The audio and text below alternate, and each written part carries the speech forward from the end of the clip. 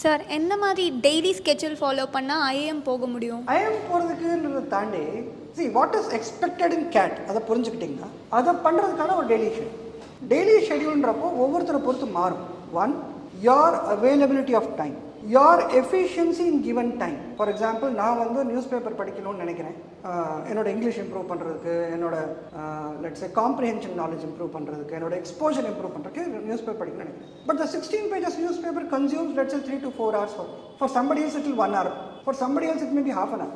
They may have different methods to do it. For somebody else it is 8 hours. இப்போ நான் common R formula கொடுக்க முடியுமா? News பேப்பர்னா 10 நிமிஷம் தான் படிக்கணும் சொல்ல முடியுமா? சொல்ல முடியும். ரைட்? அப்போ நீங்கள் இன்னைக்கு கரண்ட் என்ன லெவலில் இருக்கீங்கன்னு பாருங்க. அதை பண்ணுறதுக்கு எவ்வளோ நேரம் வேணும்னு பாருங்க. அதை ஷெடியூலாக போடும். எனக்கு இங்கிலீஷ் ப்ரிப்பேர் பண்ணுறதுக்கு டெய்லி ஐ ரிக்வயர் அட்லீஸ்ட் 3 hours. குவான்ட்ஸ் டிஐஎல்ஆர் பண்ணுறதுக்கு நான் இன்னொரு 2 hours. ஸோ 5 hours எனக்கு 5 hours எனக்கு இருக்குது ஷெடியூல் போடும். 5 hours வேணும், 5 hours இல்லை, என்ன பண்ணுவீங்க? You want 5 hours of preparation but you don't have 5 hours. என்ன பண்ணுவீங்க? என்ன பண்ணலாம்?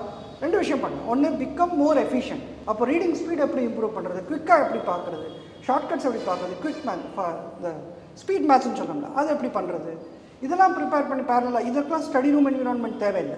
நீங்கள் பஸ்ஸில் ட்ராவல் பண்ணும்போது சரி, ஒரு இடத்துல வெயிட் பண்ணிட்டு இருக்கும்போது சரி, இதெல்லாம் நம்ம மைண்டில் போட்டு ரெடி பண்ணிட்டோம்னா இது எஃபிஷியன்சியை போட்டு. இல்லையா, உங்கள் ஷெடியூல் ரெகுலர் ஷெடியூலில் you have to deal some important timing. Either you have to reduce your sleep or you should leave away some other commitment. அதெல்லாம் எடுத்தால் தான் அந்த ரிமைனிங் 5 hours உங்களுக்கு கிடைக்க போகும். ரைட்? ஸோ உங்கள் ஷெடியூலை நீங்கள் ஃபஸ்ட்டு க்ரியேட் பண்ணி. இன்னொன்று என்னென்னா, நிறைய பேர் ஷெடியூல் வச்சிருப்பாங்க பட் அதை எஃபிஷியண்ட்டாக ஃபாலோ பண்ணுற கஷ்டமாக இருக்குன்னு ஃபீல் பண்ணுவாங்க. சார் நான் ஷெடியூலும் நல்லா போடுறேன் சார், எக்ஸல் ஷீட்டில் சூப்பராக இருக்குது, பிரிண்ட் அவுட் எடுத்து ஒட்டியிருக்கேன் சார், பட் ஃபாலோ பண்ண முடியல சார் அப்படின்னு. அப்போ என்னென்னா, நம்மளோட கேப்பபிலிட்டி புரிஞ்சு ஷெடியூல் போட்டிருக்க மாட்டோம்னு அர்த்தம். ஷெடியூல் ரொம்ப ஆம்பிஷியஸாக இருக்கும். டெய்லி 10 hours, டெய்லி 40 sums அப்படின்னு நம்ம இதாக போட்டிருப்போம். பட் அங்கே 4 sum இல்லாட்டி 10 sumக்குள்ளே ரொம்ப கஷ்டப்பட்டு இருக்கும். ஸோ உங்கள் ஷெடியூல் எப்படி இருக்கணும்னா, உங்களுக்கு சேலஞ்சிங்காக தான் இருக்கணும் பட் ரொம்ப ஆம்பிஷியஸாக இருக்க வேண்டாம். If you are doing 10 sums in a day, put 12 or 15 as a target.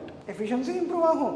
உங்களோட கேப்பபிலிட்டி நீங்கள் செக் பண்ணுற மாதிரி இருக்கும். If you are able to do then 15 17 மாற்றுங்க, 20 மாற்றுங்க. பண்ணலாமா? அப்படியே ஷெடியூல் போடலாமா? சூப்பர்.